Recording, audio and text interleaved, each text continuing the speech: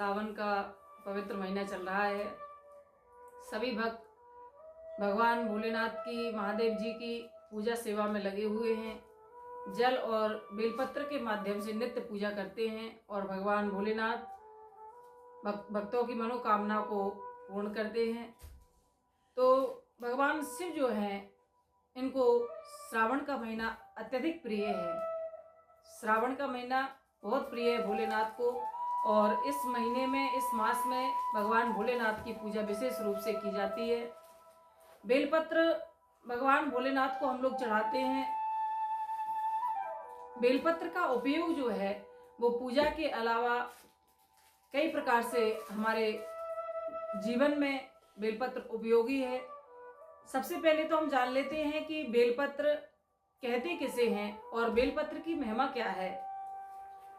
Bell नामक वृक्ष के पत्र को बेलपत्र कहते हैं, और बेलपत्र के कई दैवीय प्रयोग तो हैं ही। ये पूजा इत्यादि के काम तो आता ही है, लेकिन इसके अलावा बहुत सारे बेलपत्र के औषधीय प्रयोग भी हैं। ऐसा कहा जाता है कि बड़ी से बड़ी बीमारियां बेलपत्र के उपयोग से आसानी से ठीक हो जाती है। तो बिना बेलपत्र के भगवान शिव की पूजा तो संपूर्ण नहीं होती, लेकिन बेलपत्र चढ़ाते समय ध्यान रखें, जब भी भोले बाबा को बेलपत्र चढ़ाएं तो हमेशा याद रखना चाहिए कि एक पत्र में, एक पत्ते में 3 पत्तियां होनी चाहिए। एक पत्ते में 3 पत्ती होनी चाहिए, और पत्ती जो है वो कटे फटे नहीं होने चाहिए, उनमें छिद्र नहीं होने चाहिए, और जो चिकनी परत बेलपत्र की होती है उस ओर से, यानी कि उल्टा बेलपत्र भगवान भोलेनाथ के शिवलिंग के ऊपर चढ़ाएं। और बेलपत्र को अशुद्ध नहीं माना जाता, ये कभी बासी नहीं होता। तो यदि किसी दिन ऐसा अवसर बन गया कि आपके यहाँ बेलपत्र की व्यवस्था नहीं है, आपके मन में ऐसा भाव है कि आज क्या भोले बाबा को चढ़ाएं, बेलपत्र नहीं मिला, तो हम जो पिछले दिन का चढ़ा हुआ बेलपत्र है उसको धो करके एक बार पुनः भोले बाबा को समर्पित कर सकते हैं। लेकिन ध्यान रखें कि जब भी बेलपत्र भोले बाबा को चढ़ाएं तो जल के साथ में ही समर्पित करें। अकेला बेलपत्र कभी भोले बाबा को नहीं चढ़ानी चाहिए।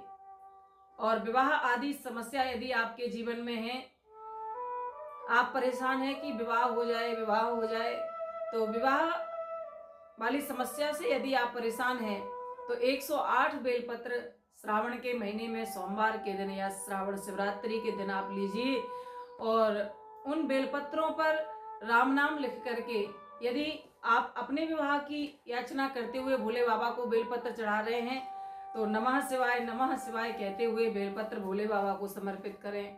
और परिवार के किसी सदस्य के विवाह के लिए यदि बेलपत्र आप चढ़ा रहे हैं तो फिर आप ओम नमः शिवाय कहते हुए बेलपत्र भगवान भोलेनाथ को अर्पित करें।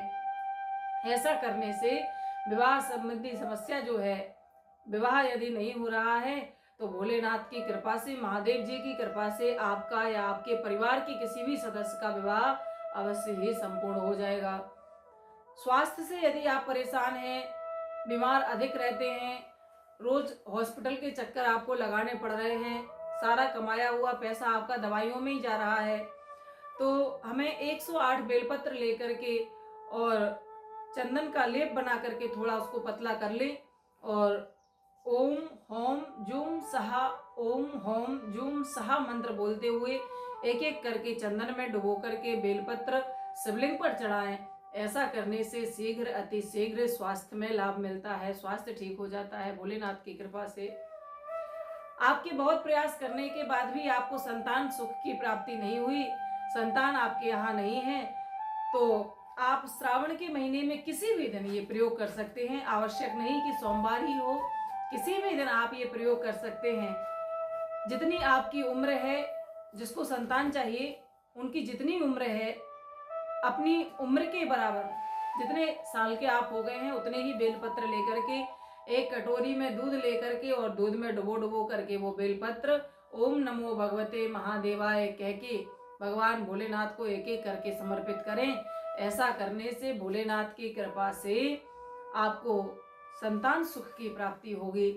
तो बेलपत्र की बड़ी महिमा हमारे पुराणों में, शास्त्रों में गाई गई है और महापुरुषों ने अपने मुखारविंद से, हमारे यहाँ पूज्य संतों ने अपने मुखारविंद से बेलपत्र की बड़ी महिमा गाई। तो बेलपत्र हमारे जीवन में किस प्रकार से उपयोगी है, बेलपत्र का उपयोग हम किसी भी तरह से करें, सेवन किसी भी तरह से करें तो ये हर तरह से लाभदायक है। इसलिए ऐसे बेलपत्र को जो नित्य भोलेनाथ को प्रिय है, हम बारंबार नमन करते हैं। हर हर महादेव।